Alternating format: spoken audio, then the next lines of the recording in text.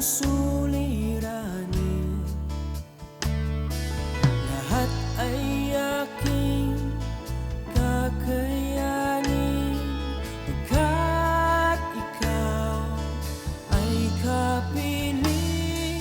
Subukin man ng panahon, mananatili sa'yo, Panginoon.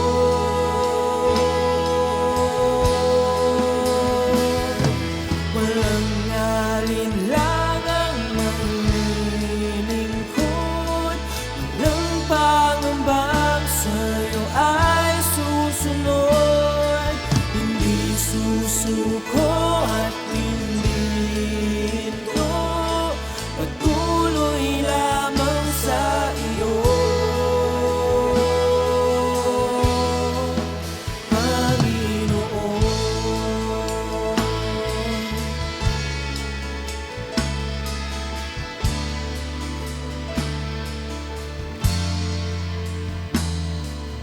Ikaw ang aking paglilingkuran, kahit saan dalhin.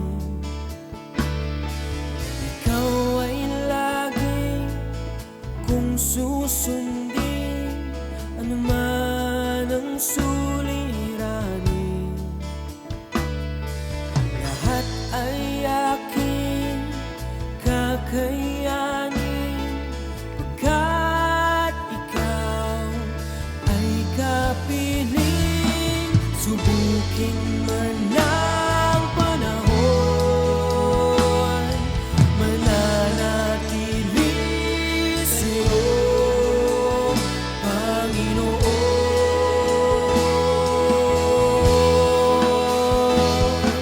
Walang alinlangang maglilingkod, Magandang umaga po sa bawat isa and welcome muli po sa ating morning devotion, Tinig ng Pag-asa. Ako pong muli ang inyong lingkod, Pastora Jonah Alba, na makakasama niyo po na mag-aral muli at magbulay-bulay ng salita ng Panginoon na kung saan po ay nagbibigay ng kalakasan at katatagan sa ating buhay espiritual. Ngunit bago po tayo magsimula, tayo po muna ay manalangin. Diyos naming Ama na makapangyarihan sa lahat, sa pangalan po ng iyong anak Jesucristo na aming Panginoon at sa kapangyarihan po, pagkilos at patnubay ng iyong banal na spirito, kami po sa umagang ito'y sama-sama na dumudulog sa iyo, sama-sama po kaming nagpapasalamat sa iyo sapagkat muli ay binigyan mo kami ng buhay at lakas, binigyan mo po kami ng iisang puso at kaisipan upang pag-aralan ng iyong salita. Salamat Panginoon sa lahat ng mga nanunood, ng mga nakikinig sa umagang ito na makakasama po namin sa pagbubulay-bulay po ng iyong salita. Alam ko po Panginoon na may the best kang gagawin sa kanilang buhay at ikaw po ang magiging kasama namin. Bakapan mo po kami ng iyong kapangyarihan at tulungan ng iyong banal na spirito upang mangyari po, maipahayag po at maunawaan po namin ang kalaliman ng iyong salita. Salamat Ama sapagkat napakabuti mo sa buhay ng bawat isa.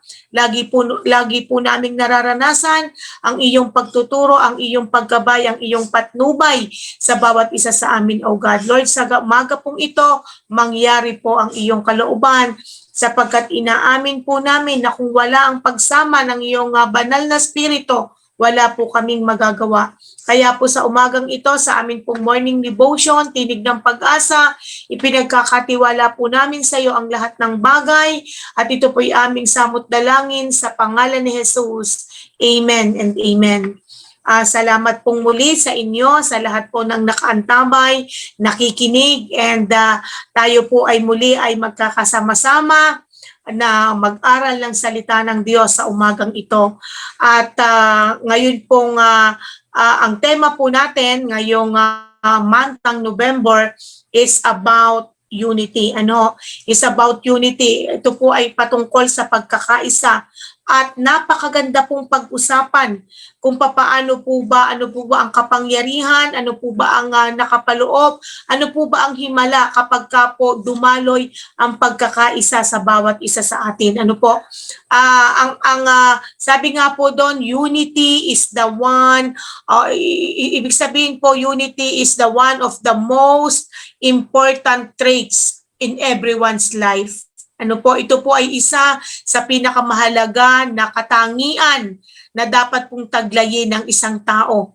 Ano, napakahalaga po ng pagkakaisa, lalong-lalo na po sa isang samahan, sa isang organisasyon, sa isa pong gawain, sa isa pong naandun po na layunin. Ano, ang pagkakaisa po ay binubuklod tayo sa iisang kasunduan. Binubuklod tayo sa iisang kaisipan, sa iisang damdamin, sa iisang layunin, sa iisang pananaw. Ano po? Kaya po, ang sabi nga po doon, ang pagkakaisa po ay makikita sa pamamagitan po ng ating gawa. Ano, kung ano po yung resulta ng ating ginawa, ito po ay bunga kung tayo po ba ay nagkakaisa o tayo po ay nagkakawatak-watak o tayo po ay nagkakabahagi. Malalaman po natin na ang atin pong ginagawa ay nagkakaisa tayo kung ang output po nito ay maayos, maganda, madali po nating natapos ang isang gawain sapagkat ang kapag po tayo ay may nilalayo na mangyari, ang pagkakaisa po ay kailangan. Ito po yung isang sabi nga po katangian na hindi po ang priority para magkaisa lamang sa isang bagay o sa isang layunin ay kinakailangang marami. Hindi po ito nagre-required ng maraming tao o maraming, sabi nga po doon ay maraming kasama, maraming bilang. Hindi po ito nagre-required. Kundi, ang sabi nga po doon, kahit kayo ay dadalawa, tatatlo, ngunit nagkakaisa kayo sa iisang layunin, sa iisang mithiin, at nagkakaisa kayo sa puso, sa isipan, sa damdamin, napakadali po nating matapos ang ating gagawin. Napakadali po tayo magkaroon ng great output, ano po, sa atin pong ginagawa. Pero kahit po tayo ay napakarami, ngunit tayo naman po'y magkakaiba ng idea, magkakaiba ng layunin, wala din pong halaga ang dami natin. Ano? Kaya po ito ay mas maganda po kung mas marami ka na nga, pero kayo naman ay may pagkakaisa. Iisa naman ang inyong nilalayon, iisa ang inyong iniisip, iisa ang nais ninyong gawin. Ano, kaya po sa ating buhay, lalong-lalo na po sa ating ginagawa, sa ating ministeryo na ipinagkatiwala sa atin ng Panginoon, ang pagkakaisa po ay napakahalaga, lalong higit po sa ating pamilya. Maging po sa ating personal na buhay, sa ating personal na pamilya, at talaga pong ang pagkakaisa. Mapapansin nyo po, kapag ang isang pamilya ay may pagkakaisa, may pagmamahalan, may pagsusunuran, alam nyo po, ito po ay harmonious. Ano po, ito po ay naandun po na napakaganda pong tingnan ng isang pamilya na nagkakaisa.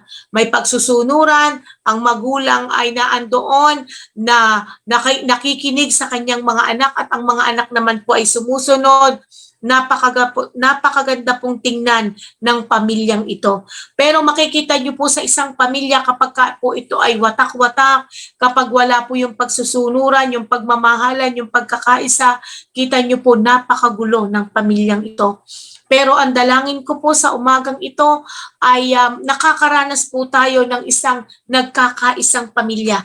Kahit po sa ministeryo na ipinagkatiwala sa atin ng Panginoon, alam nyo na napakahalaga ng tayo po ay nagkakaisa sapagkat ang gawin hindi kaya ng pastor lamang, hindi kaya ng isang contact person lamang, hindi kaya ng miyembro lamang, kundi ang kinakailangan po ay maranasan natin at maramdaman na kailangan po natin ang isa't isa. Ano, kaya po ngayon po'y pag-aralan natin ano po ba ang kapangyarihan ng sabi nga po doon, ano nga po ba ang himala na meron kapag ka po nagkakaisa. Kaya po ang ating pag-aaralan sa umagang ito ay pinamagatan kong Miracle in Unity. Ano? Kaya po sa umagang ito, sama-sama po nating buksan ang ating mga Biblia sa Psalms 133 verse 1. Ang sabi po dito, how good and pleasant it is when brothers lives together in unity. Ano po? Ang sabi po sa Psalms 133 verse 1, how good and pleasant it is when brothers live together in unity. Ang sabi nga po doon, napakaligaya at kahanga-hangang tingnan. Ang sabi nga po doon, ang nagkakaisa at laging sama-samang magkakapatid. Ano po?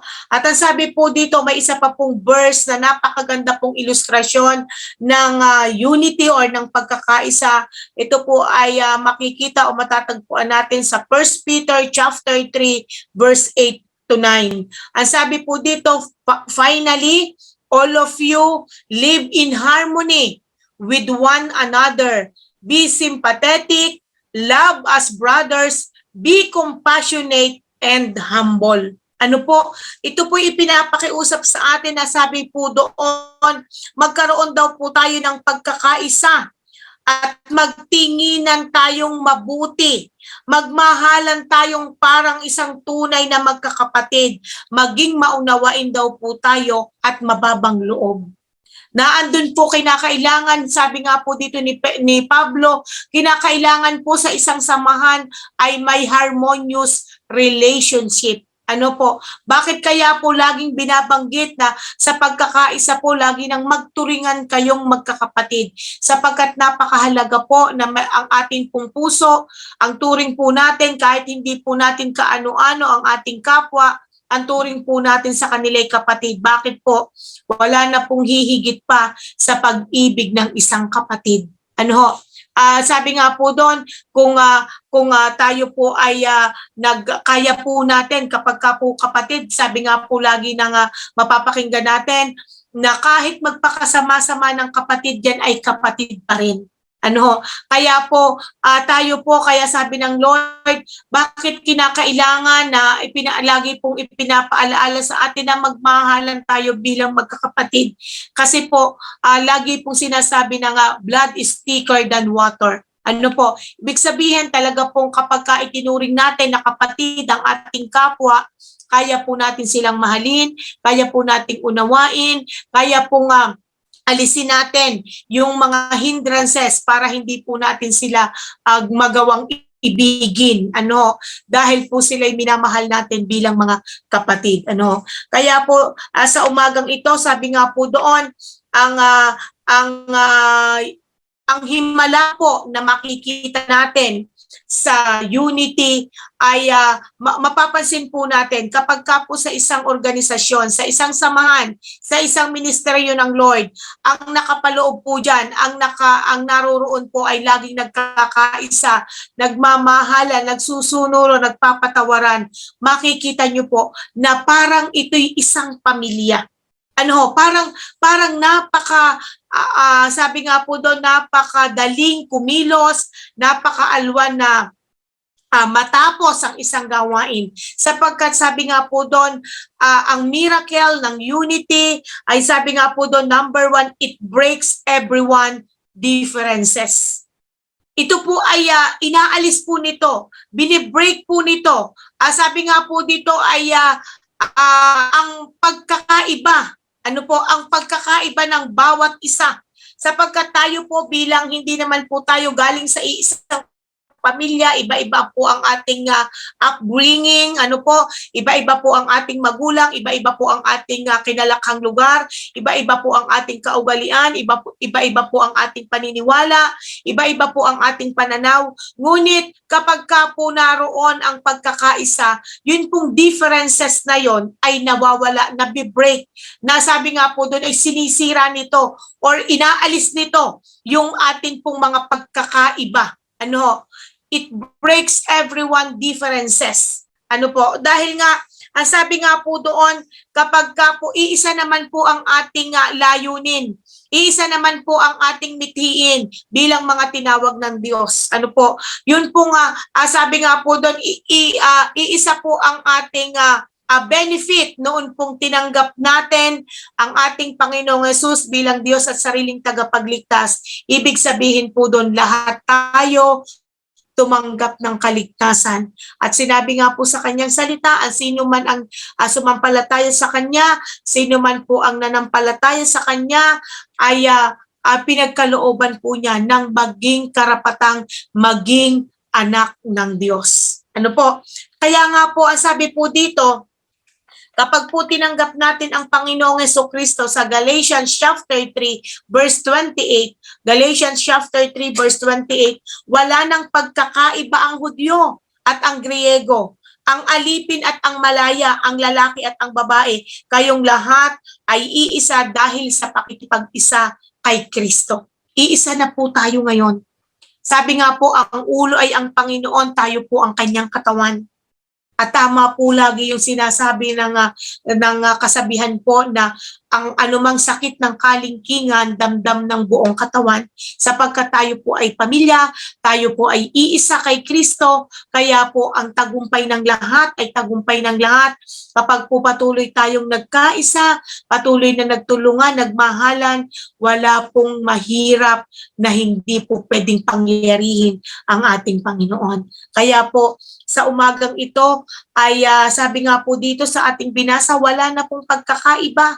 Kahit pa ikaw ay makapangyarihan, kahit pa ikaw ay mayaman, kahit pa ikaw ay mahirap, kahit pa ikaw ay sikat, kahit pa ikaw ay simpleng ordinaryong tao lamang, kahit pa ikaw ay matalino, kahit pa ikaw ay average lamang, basta tinanggap mo ang Panginoong Hesus sa iyong puso bilang Diyos at sariling tagapagligtas, iisa tayo. Pare-pareho, pantay-pantay po ang tingin sa atin ng ating Panginoon. Tayo po lahat ay kanyang mga anak. Kaya po ang nais ng Lord ay kumilos tayo ng naaayon bilang anak ng Diyos. Naaayon po sa kanyang kalooban. Sabi nga po lagi na ini-advise natin, huwag natin pong pasakitan ng kalooban ng Panginoon dahil po sa pagsuway sa kanyang mga naisin. Bagus po, paluguran po natin ang ating Panginoon sa pamamagitan ng pagsunod sa kanyang salita, pagsunod sa kanyang ipinag-uutos. At isa po sa nais po niyang makita sa kanyang mga anak, yun pong pagkakaisa, yun pong pagmamahalan, yun pong pagpapatawaran. Kaya po ito po ay it breaks everyone differences. Unity breaks everyone differences. Bakit po? Sabi nga po doon, alam po, ang isa pong napakagandang ilustrasyon na ang mga lingkod ng Diyos ay nagkaisa. Sa Acts chapter 2 verse 1, ang sabi po doon, when the day of Pentecost, they were all together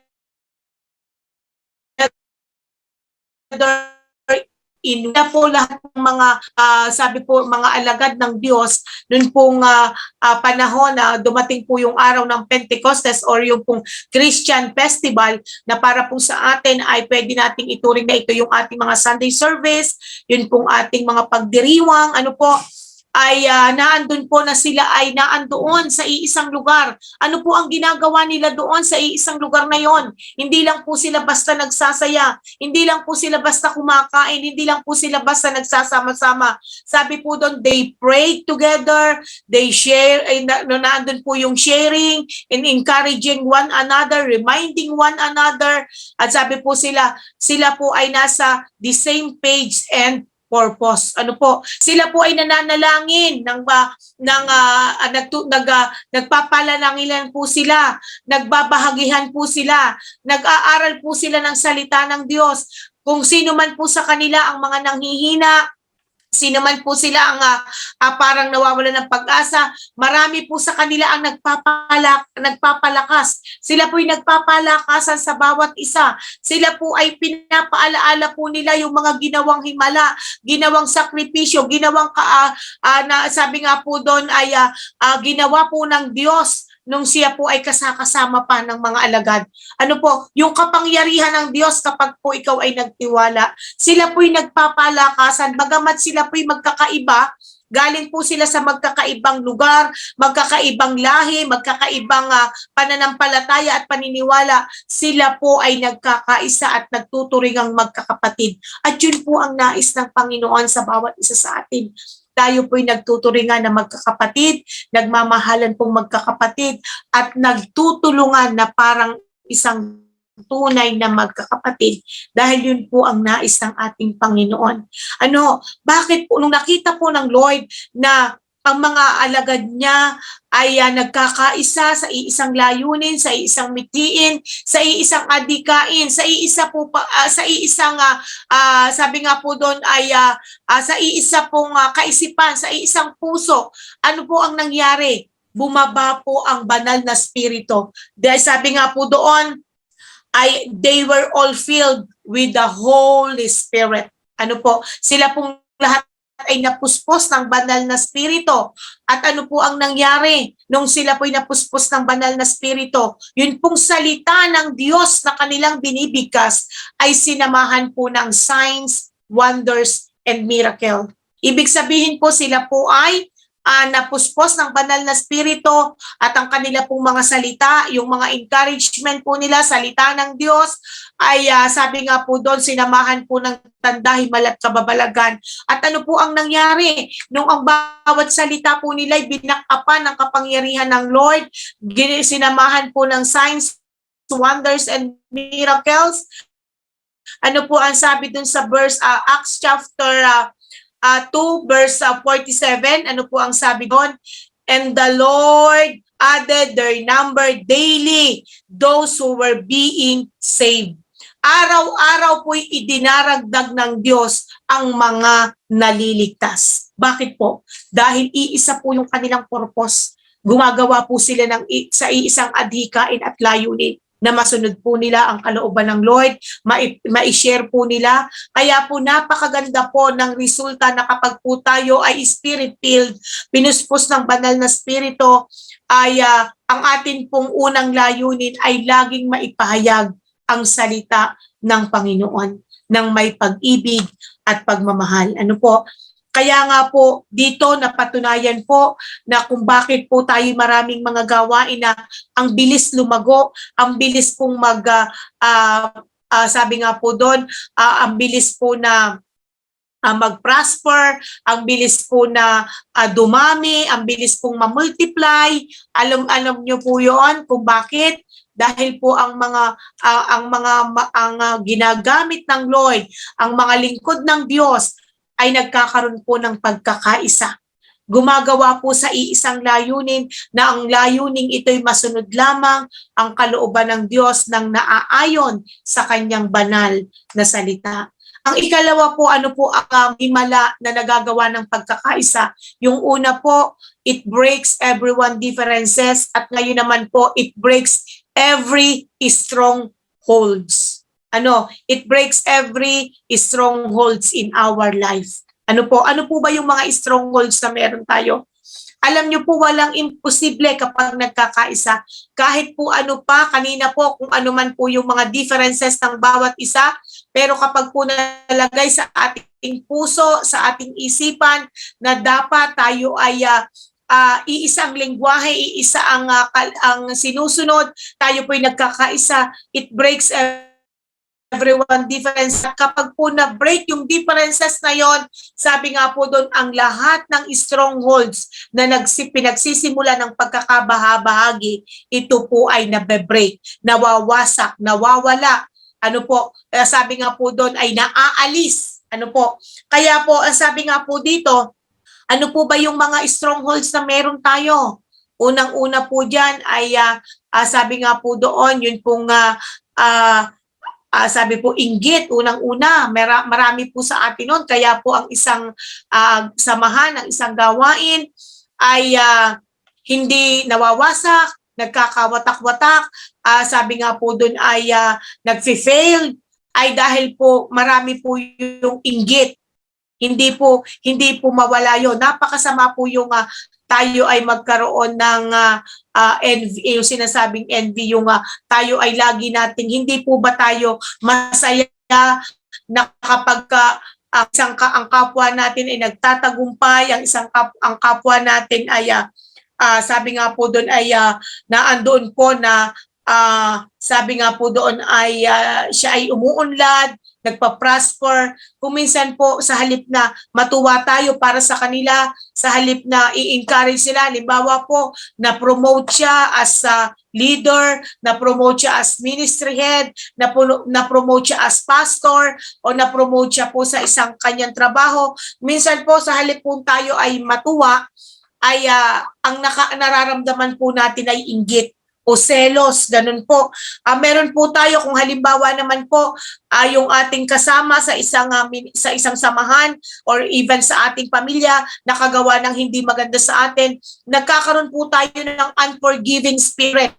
Hindi po natin magawang magpatawad, hindi po natin magawang makalimot. Isa po yan sa strongholds. Pagka po tayo ay nagkaroon ng galit, nagkaroon ng ayan pong inggit at galit, ayan po ay magkasama. Pagka po tayo nagkaroon ng galit, ano po, yan po ay isa sa hirap na strongholds na napakahirap pong ma-break sa bawat isa sa isang tao. Pero dahil po sinusunod natin ang kalooban ng Lord, ito daw po yung pag-isa daw po kayang-kayang i-break. Kasi kapag po tayo nagkaroon ng galit, inggit, hindi natin po kayang magpatawad, dyan na po susunod yung sickness and diseases. Yung sakit karamdaman. Isa po yan sa strongholds din ng ating buhay. Kahit gustong-gusto mong gumawa, kung may sakit ka, kung may nararamdaman ka, hindi mo po ito kaya. Nandun nga po yung lahat ng mga negative thoughts. Sa halip na makaisa ka, sa halip na tumulong ka, ang gagawin mo, kukontra ka ng kukontra, ang gagawin mo ay ikaw ay pupuna ng pupuna, ang gagawin mo ay hindi mo i-share yung mas mabuti, mas mainam, kundi ikaw pa yung sisira ng samahan. Hindi po yung kalooban ng ating Panginoon. Ang nais po ng ating Lord ay magkaisa tayo. Kung sa palagay mo, hindi tama, hindi maganda yung kanilang naisip, yung kanilang naisin at mas may maganda ang idea, sabihin mo ito ng may pagpapakumbaba, sabihin mo ito ng may pagmamahal, sabihin mo po ito ng may pagmamalasakit. Hindi yung parang lagi mong pinalalabas na ikaw lamang yung magaling. Ano po, kapag po nag-umpisa na yung mga strongholds na yon, dun po nawawasak ang isang samahan. Dun po nag-fail ang isang gawain. Dun po yung hindi makakilos. O bakit, mapapansin mo, bakit ang hirap-hirap nating ma-achieve ito, yung ating goal. Kasi yung pala, ito yung maayos mong goal, ito yung plano mo, pero yung palang ibang mga kasama mo, iba naman ang plano nila. Kaya po, dapat po sa pamamagitan po ng pagkakaisa, itong mga strongholds na ito ay po pwedeng mawasak, mawala. Ano ho? Kaya nga, sabi nga po dito sa 1 Corinthians chapter 1 verse 10, sabi po dito, I appeal to you brothers, in the name of our Lord Jesus Christ, all of you agreed with one another so that there may be no division among you. And sabi po doon, and that you may be perfectly united in mind and thoughts. Ano po? Nakikiusap po dito na sabi nga po doon, tayo daw po ay mabigkis. Ano po, sabi po doon ay tayo po nakikiusap po na mga kapatid, ako'y nananawagan sa inyo, sabi po dito na sa pangalan po ng Panginoong Jesucristo, magkaisa daw po tayo sa ating pananalita, sa ating isipan, sa ating layunin, upang mawala po sa atin ang pagkakabahabahagi. Isa po sa pinakang sabi nga po doon ay hindi magandang strongholds po yung pagkakabahabahagi. At yun po ay pwedeng ma-break kapag po tayo ay nagkakaisa. Kaya po, kapag po may pagkakaisa, anuman po yung mga hindrances, anuman po yung mga hindi po pagkakaunawaan, anuman po yung hindi mga pagkakaintindihan, nawawala po yun. Pagka po ang nasa puso ng bawat isa, kailangan nating magkaisa, kailangan nating mag-unawaan, kailangan nating magtulungan sapagkat yun po ang naisin ng Panginoon sa ating buhay. At ang sabi nga po doon, unity gives great results of works. Ito po, unity gives a great result of works. Ano po? Ito po ay nagbibigay sa atin ng sabi nga po doon ay ng maayos, sabi nga po doon na kamangha-mangha, sabi po doon ay resulta sa ating mga ginagawa. Ano po? Na-expedite nito ang ating mga naisin, ang ating purpose. Kaya nga po sa isa, lalo na po sa ating mga gawain, kapag ka po tayo ay nagkakaisa, ang ating pong miyembro ay talaga pong nakikisa sa ating mabuting layunin na wala po tayong naisin, kundi marami pong masave, marami pong masyera ng Word of God, at hindi lang po tayo ang kumikilos, kundi ang atin pong mga kasama sa ministeryo, napakadali pong masaturate ng isang lugar. Kasi po kahit wala ang pastor, sabi nga po doon, hindi naman po pastor ang nanganganak. Ang nanganganak po ay ang kanyang tupa. Hindi po pastor ang nanganganak po yung kanyang mga tupa. Pero tayo po ay nag-aalaga, tayo po ay nagtuturo, tayo po ay nagmamahal, tayo po ay sumusuporta, tayo po ay yung nagpapalakas sa kanila, tayo po yung nag-i-encourage sa kanila. Pero bilang kung ito po yung naipakita natin sa kanila, ito po yung magmamanifest, ito po yung magfo-flow sa kanila. At napakadali pong gawin ang gawain. Isa yung ating isang layunin. Sa amin po, sa gawain po na ipinagkatiwala sa atin ng Panginoon, ako po ay natutuwa sapagkat kahit po ako'y wala sa piling nila, sa tabi nila, alam niyo po ba, ako po ay nagagalak sapagkat iti-text na lang nila sa akin, sasabihin nila, Pastora, pinuntahan po natin yung ating isang kapatiran, kami po ay 3 magkakasama o 4 na magkakasama, ipinag-pray po namin sila, pinatanggap po namin sila sa Panginoon, pumunta po kami sa isang may sakit karamdaman, ipinag-pray po nila at sila po ay nangako na sila po ay a-attend sa Sunday. Kaya po every Sunday po malagi kaming may naandun po na may mga first timer. Praise God, glory to God. Bakit po? Hindi po yun gawa lamang ng pastor. Dahil po ang bawat miyembro, ang bawat pastor, ang bawat leader po natin ay nagkakaisa, nagtutulungan. Kaya po it gives a great result of works. Yung pong ating mga gawa ay talaga pong nagbibigay ng napakagandang resulta, at yun po ay yung tinatawag nating success o yung tagumpay. Sapagkat ang mga anak po ng Diyos lagi po niyang ipinaparada sa parada ng tagumpay. Kaya po, sabi nga po doon, always set our mind and heart without any reservation, para po laging makita po sa atin yung pagkakaisa. Yung pagkakaisa, makikita nyo po nung nagkaisa po ang mga alagad, ang mga lingkod ng Diyos. Nung pong nagkaisa sila, ano po ang nangyari? Ano po ang nangyari sa kanila nung sila'y nagkaisa, gumawa na nagtutulungan, gumawa na nagmamalasakitan, iyang sabi nga po doon ay nagkakaisa sa iisang gawain, sa iisang layunin. Ang sabi po dito sa Acts chapter 4 verse 32, all the believers were in one heart and mind. No one claimed that any of his possession was his own, but they shared anything they had. Sabi po dito sa verse 33, with great power, ano po, the apostle continue to testify, sabi po, to the resurrection of our Lord Jesus Christ, and much grace was upon them all. Ano po sabi po doon? And grace was upon them all. Inuhos po ng Diyos ang kanyang pagpapala sa bawat isa, sa kanilang lahat. Noon pong sabi nga po doon, nagkaisa sila sa iisang kaisipan, sa iisang layunin, sa iisang mitiin, ang kadamdamin kaisipan nila ay nagkakaisa, ay sabi nga po doon, wala pong nag-angkin na kung anong meron siya ay kanya lamang. Wala po sa kanilang naging makasarili. Bagkos kung ano po ang meron sila, i-share nila sa iba. Hindi po yung kung anong pag-aari niya ay kanya lamang yon. Natuto po silang magbahagi sa iba. Naging mapagbigay sila. Naging kung kanina po na-break po yung mga differences, yung strongholds. Ngayon naman po, yung great result po nito, naging mapagbigay po sila, nagmahalan sila, nagtulungan sila. Kaya ano po ang sabi? dahil po nagpatuloy. Kaya po ang sabi nga po doon, hindi lamang po tayo nagkakaisa. Hindi lamang po tayo tumanggap sa Panginoon. Hindi lamang po tayo tumanggap ng kaligtasan. Ang nais po ng Diyos, tayo'y magpatuloy.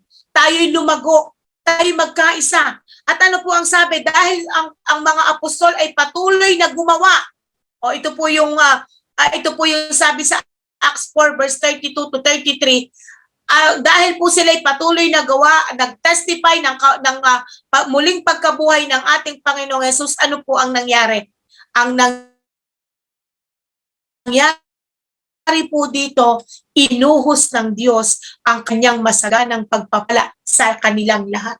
Ibig sabihin po, wala pong pinili ang Diyos. Wala pong ito lang yung pagpapalain ko kasi ang dami naman niyang nagawa, ang dami naman niyang napatanggap sa akin, ang dami naman niyang dahil sa kanya ang daming tumanggap ng kaligtasan, dahil sa kanya ang daming na-encourage, dahil sa kanya ang daming na gumaling. Ano? No. Dahil sila po'y gumawa kahit po, yun po yung isang lesson learned sa bawat isa na gaano man kalaki, gaano man kaliit ang iyong naging parte sa tagumpay na yon.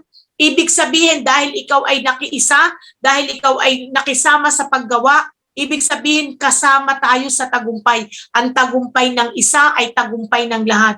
Kahit napakalaki, napakarami mong na ibahagi.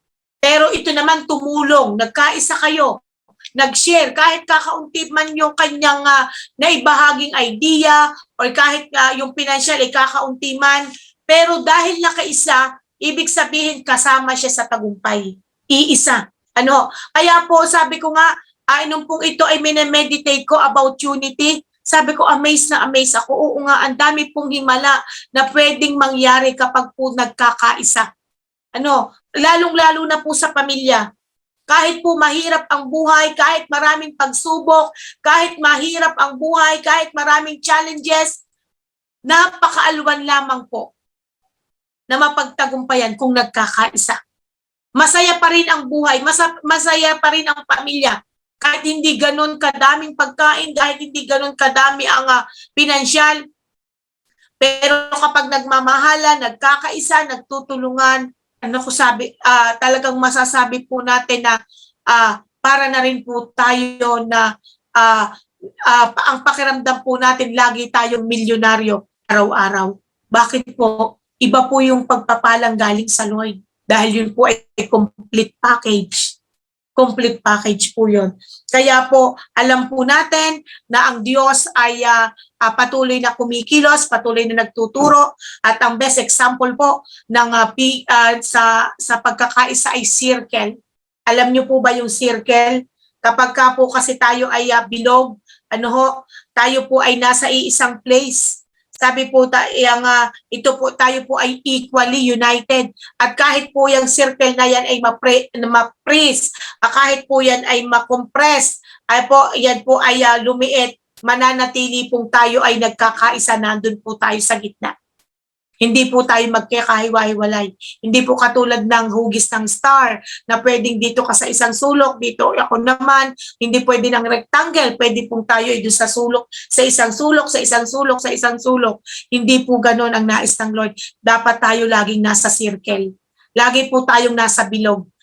Iisa po yung ating katatayuan, iisa po yung ating sitwasyon, at dadalhin po tayo sa iisang destinasyon. At kapag po mabuti ang ating pinagkakaisahan, wala pong imposible. Ang himala, pagpapala ng Panginoong Hesus ay ating pong mararanasan. Sa ating pong pagtatapos, nais ko pong iwanan ang verse sa Matthew chapter 18 verse 19 to 20, na sabi po dito sa Matthew chapter 18 verse 19 to 20, again, I tell you that if two of you on earth agree about anything you ask for it, it will be done for you by the Father in heaven. For there were two or three come together in my name, there I am with them. Kung saan man daw po may dalawa o tatlo na nagkakatipon sa kanyang pangalan, ang Panginoon po ay nandun sa kanilang kalagitnaan. At sino man daw po ang manalangin na nag-agree sa prayer, nagkaisa sa panalangin, ang atin pong Ama sa langit ay tayo diringgin. Kaya po napakahalaga po nung corporate prayer. Ano po, tayo ay nagkakaisa sa panalangin sapagkat ang himala po ng pagtugon ng Lord ay atin pong mararanasan. Mga magulang kapatid, ang nais ko lamang po na iwan sa umagang ito sa inyo ay sa lahat po ng gagawin natin, tayo po ay magkaisa. Sa ating man pong pamilya, ano man po yung ating pagkakaiba, ano man po yung ating iba't ibang kaisipan, iba't ibang suhestyon, iba't ibang damdamin, ang bottom line pa rin po nito, tayo pa rin po ay magkaisa. Sapagkat napakalaki po ng nagagawa ng pagkakaisa kesa po tayo magkakabahabahagi, magkakawatak-watak o mag-aaway-away. Hindi po yun kalooban ng Lord. Sa atin naman pong ministeryo, lalong-lalo na po sa gawain ng Panginoon, napakaligaya po ng Diyos. Kung bakit po ang ating mga kanya-kanyang gawain ay nagpapatuloy, lumalago, tumatatag, nananatili, nagmumultiply, dahil po ito sa pagkakaisa. Dahil po ito sa pagtutulungan. Dahil po ito sa sabi nga po doon, sa pagmamalasakitan, sa pag-uunawaan, sa pagpapatawaran ng bawat isa. Hindi po natin kaya, pero kaya po natin kapag kasama tayo po ay sama-sama. Hindi po natin kaya mag-isa, pero kaya pagsama-sama. Kaya muli po ay magandang umaga po sa bawat isa at tapusin po natin ang ating pagbubulay-bulay na ito sa pamamagitan ng isang panalangin. Panginoong Hesus, Diyos naming makapangyarihan, salamat po sa umagang ito sapagkat minsan pa sa maikling sandali kami po ay nakapag-aral muli ng iyong salita. Salamat po Panginoon sapagkat tinuruan mo kami kung paano magkaisa, tinuruan mo po kami kung paano magmahalan, kung paano magkaunawaan. Tinuruan mo kami Panginoon kung paano pagmalasakitan ang bawat isa, ibigin ang parang tunay na magkakapatid. Ama, salamat po sa pagtuturo mo po sa amin, sa aming paggawa, sa aming pagkilos, lalong-lalo na po sa gawain na pinagkatiwala mo po sa amin. Kumilos po kami ng nagkakaisa. Kumilos po kami sa iisang layunin, sa iisang mithiin at hikain na walang iba kundi ang sundin ng iyong kalooban. Salamat po Panginoon sa paalaalang yon na sa pamamagitan po ng unity, it breaks everyone differences, it breaks every strongholds in our life, and it give us a great result of our works, O God. Lord, salamat sapagkat tunay nga po Panginoon na lagi kang maitinuturo, lagi ka Panginoon na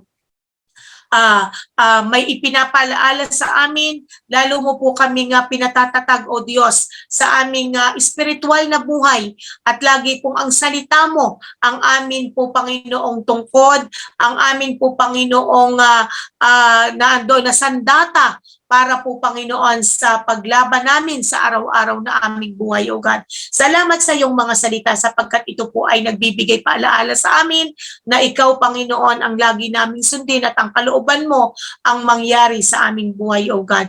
Ikaw lamang po ang maitaas at ang pagpapala, pagkakaisa, pagmamahalan ay aming maranasan ngayon at magpakailanman. Marami pong salamat. Pinagpala mo na ang lahat ng nakapakinig nito, lahat ng nanood nito at alam ko po Panginoon, may ginawa ka ng magandang bagay sa buhay ng bawat isa. Salamat o Diyos. Receive all the highest praises, glory and thanksgiving. In Jesus' name, these things we pray. Amen and amen. Muli po, maraming salamat at magkita-kita po tayong muli sa mga susunod na araw. Lingkod, walang pangambang sa'yo ay susunod. Hindi susuko at patuloy lamang sa iyo. Walang